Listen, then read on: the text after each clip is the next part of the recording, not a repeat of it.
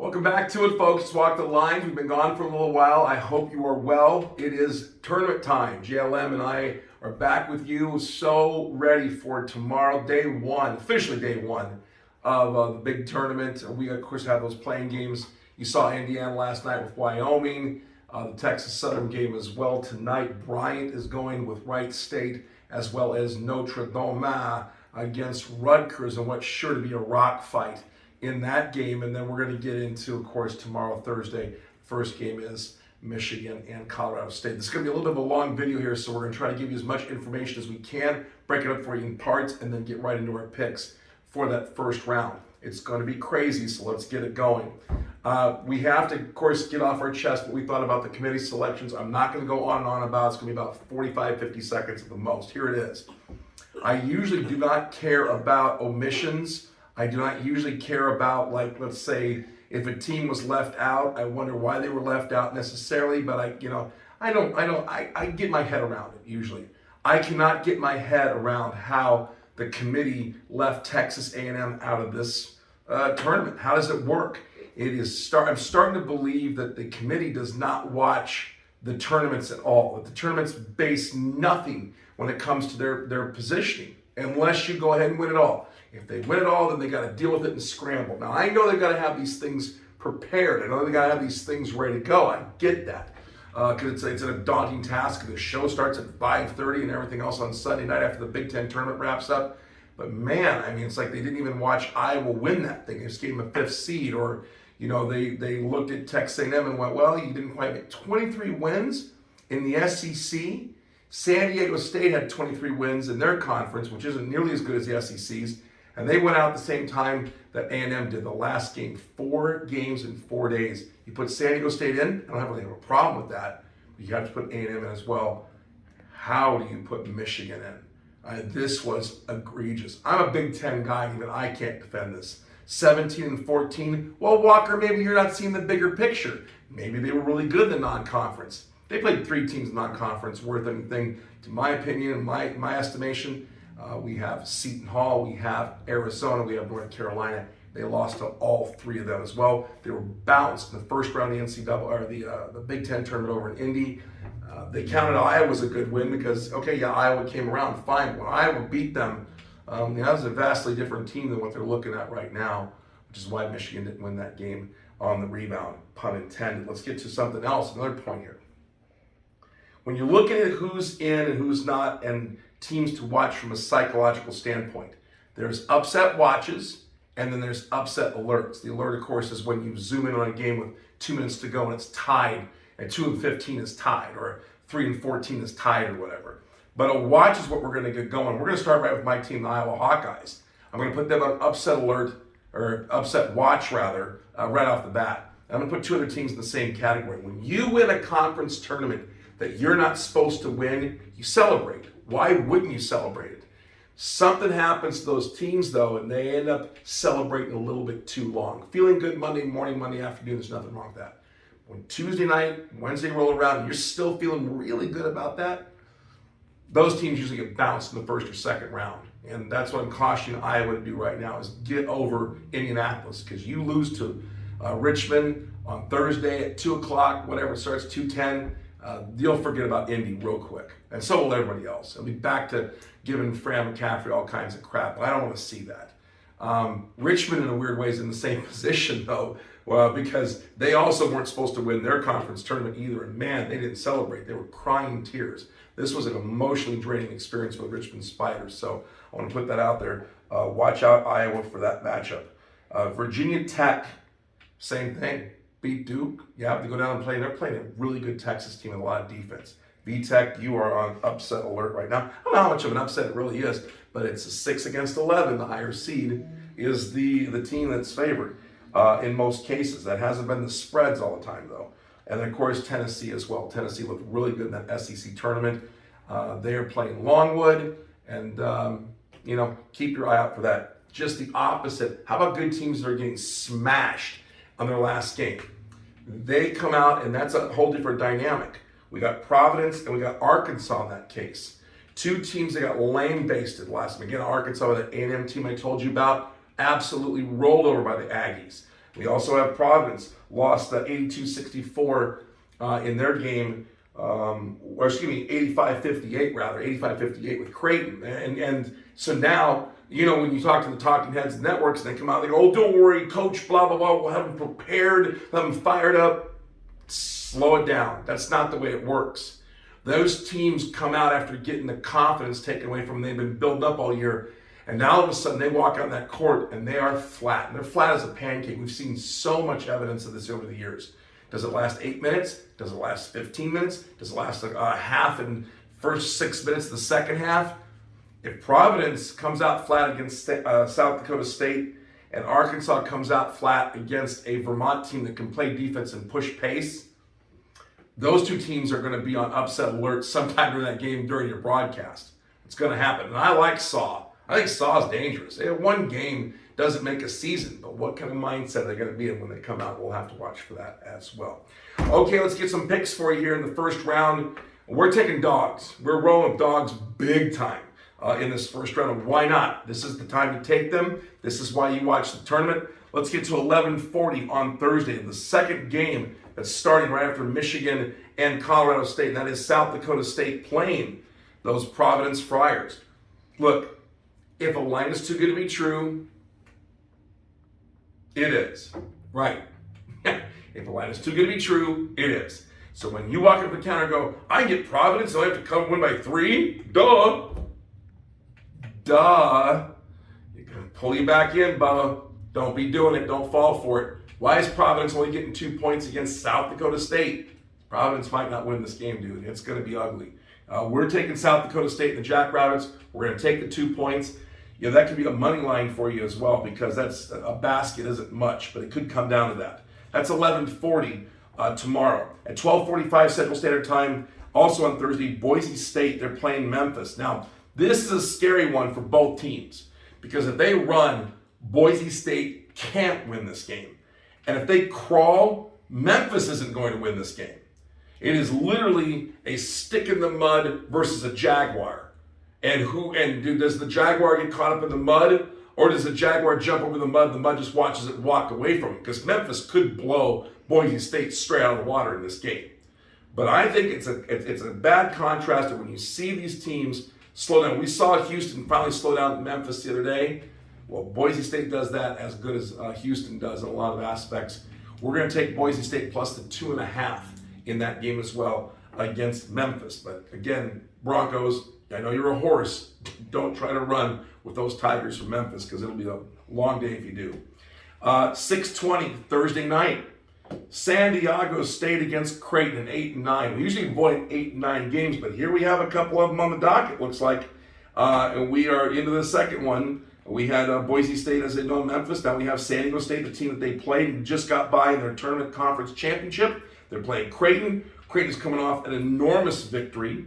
And when Creighton usually does that, they're kind of flat the next day. Or the next game, rather. And they play a San Diego State team that's also a stick in the mud, who slows things down. We're taking 2 sticks in the mud against 2 teams that can fly. We're taking San Diego State this time, but San Diego State is a slight favorite at -2 against Creighton at 6:20. The final game tomorrow night that we're on right now, actually we have a couple of them. I'm sorry, there's 2 more. We have a 4-13 matchup with Vermont and Arkansas, going right back to that whole flat effect. We believe Arkansas is going to have a bad first half, and if they do, then this is going to be a ball game. We're rolling with the Catamounts plus 4.5. That's an evil spread in college basketball. I don't know why teams are winning and not covering 4.5, but it's happening all the time recently. It's going to happen, I think, again tomorrow night.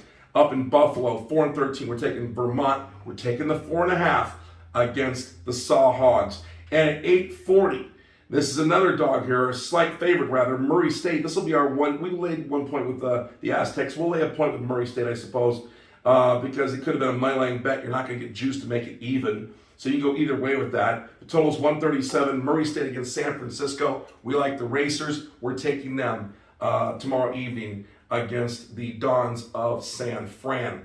On Friday, we have a situation here while Loyola is playing Ohio State.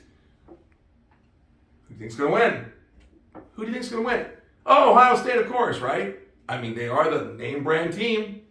So why is it a pick 'em? Should they be favored by 5, 6, 7, 8 points, something? They're not. They're not, because the lines makers understand that Ohio State is only half of a basketball team, a really good half, the one they have. Key, Liddell, they're good. They've had issues at the guard. When Young is in there, they're decent. When he's not in there, they're not. And Young is a game-time decision, and Key is a game-time decision. If I split this in half and go cautiously, I say that one of those two guys plays. And if it's not Young, Ohio State's in a lot of trouble. And if it is Young and he can't play the full capacity, Ohio State's in a lot of trouble. If they both play and can both play good, then this pick'em bet on Loyola might blow up on us. But I really think that the Ramblers right now are the team to play. Even if they play, I think Loyola's got a good chance in this game. But without Key and Young in there, you got to love the Ramblers at a pick'em. Loyola, Sister Jean, and the Potter scarves from whatever, it wasn't Hogwarts. I don't know which, I'm not very good at Harry Potter, but I think Jamie could probably tell me what that is. But they've got those scarves going up there in Chicago. And I think at 11:25 tomorrow, or maybe it's 11:15. My writing is so bad. They're going to play the Ohio State Buckeyes, and I think that the Ramblers are going to win that game. Let's move on to 8:40. This is Davidson against, it looks like, Michigan State. We're taking Davidson the points. I'm not even sure right now. I did look at this, and I'm going to just do quickly to make sure that I'm giving you the right line information as of showtime here. We have, first of all, let's talk about Walker. I've told you in the past and briefly, Walker healthy at point makes Michigan State pretty decent.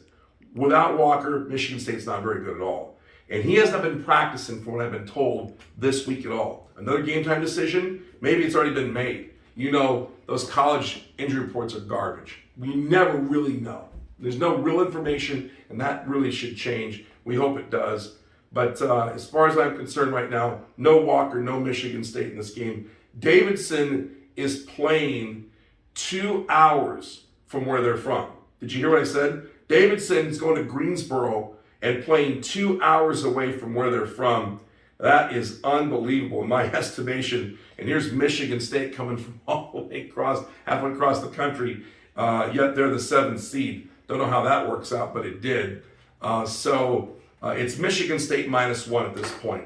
And I think that PointsBet would roll with that. I think FanDuel's right around there. So, and you guys, of course, MGM as well, chiming in. So we're going to take the 1 point in Davidson, and that game is at 8:40 on Friday over Michigan State. And then our final game we're going to give you, now this is a tricky one because, again, these injury reports that are so ridiculous in college, we never have an idea whether they're ready or not. Here's what I saw last week. Wisconsin, Davis was out in the court, a shell of his former self. Do I respect his heart? I do. Do I respect the speed he has right now? No. I'm, as an old man, faster on the court than he is right now. You know that's not good, right? He can't move. He can't move by people. He hardly scored any points, and they lost. Okay? They lost that ball game. And if he isn't any better playing against Colgate, they're probably going to lose to Colgate outright. Davis, with that supporting cast, makes Wisconsin extremely dangerous. That supporting cast without Davis, they're not going 1 or 2 rounds into this tournament. And right now, I haven't seen any evidence that Davis is a lot better off. So if he comes out and scorches Colgate for 35, Wisconsin probably gets over the hump. If he comes out and scores 4, 5, 6 points, I don't even think they win the game. And we're getting 8 points with Colgate, 8.5. Well, it's 8 right now. I'm going to take the 8. We're going to take Colgate to stay there with Wisconsin Badgers. That is 8:50 Friday night Central Standard Time. So to recap, South Dakota State +2, Boise State +2.5, San Diego State -2, Vermont +4.5, Loyola on a pick'em on Friday against Ohio State, Davidson +1 against Michigan State, especially with Walker out. If in fact he is out, you have to be all over Davidson. And Colgate +8. A quick reminder too, Michigan State transfer over there at Davidson right now, so he's given up all of Izzo's secrets directly from the source to that team, and that's a big deal as well. this is going to be a great tournament, guys and gals, and I hope you enjoyed the show. Hope you like what we're doing. I'm going to give you kind of a couple Final Four scenarios real quick, and then we're going to get out of here. Number one, there's kind of a somewhat contrarian way of looking at the Final Four in one of my charts here, and then there's more of a predictable, more chalky version. But the chalky version right now, as I said before, this is the most suspect group of 4 seeds we've had because of their condition. This is the most suspect one group we've ever had. We know the blueprint to beat Arizona. We know the blueprint to beat Auburn. Okay? It's out there, guys.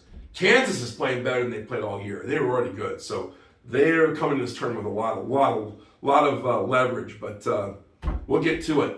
One bracket we have is Gonzaga. They're making it over from the West. Kentucky from the East. Kansas from the Midwest, and Tennessee from the South. With Tennessee losing to Kansas in the Final Four and Kentucky beating Gonzo, with Kansas winning the entire thing. So that's one way we're looking at. And then kind of a more contrarian way of doing things, which is a little bit more out there, but it could happen. Purdue making it through in the East. It's unlikely because they don't play a lot of defense, but they do have that offense if it ever clicks. And then you've got Texas Tech, a team that I've liked all year. Their offense shows up sometimes, it disappears sometimes. But the defense is usually there. They have wins over Kansas this year. They've been really good. Other than Fran McCaffrey, I believe their coach should be up for Coach of the Year. Texas Tech making it through from the West.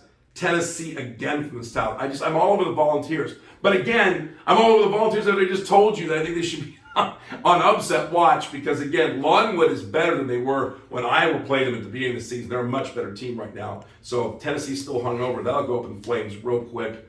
But we have the Iowa Hawkeyes going through the Midwest in this more contrarian. It is contrarian because, remember, these aren't 1 seeds.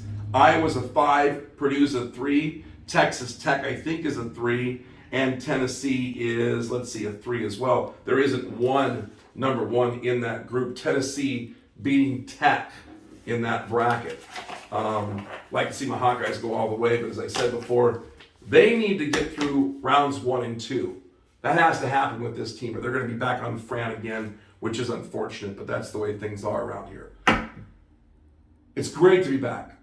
I didn't think we were ever going to do this this way again, so it means a lot. Jamie, thank you so much, and big part of what we're doing here for sure. We need you. We need all of you here at Walk the Lines. Thank you to anybody that subscribed, anybody that watches these videos. Thank you.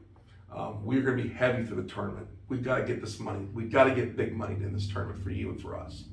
I don't do a lot during baseball. I watch baseball all year, and we load up and go big in the playoffs. So you won't be seeing a lot of us once the madness ends here in March with the basketball. But we will keep up with you. You can always get us at Walkline Sports on Twitter, and we'll put the email out as we go as well if you want to email me. But it's great to be back. It's great to be back. The things we take for granted, right? So let's not do that going forward. So for JLM, for the beautiful baby, the fur babies as she calls them, Coco and Hope, and for all of you out there, Walk the Lines Nation, it's money time.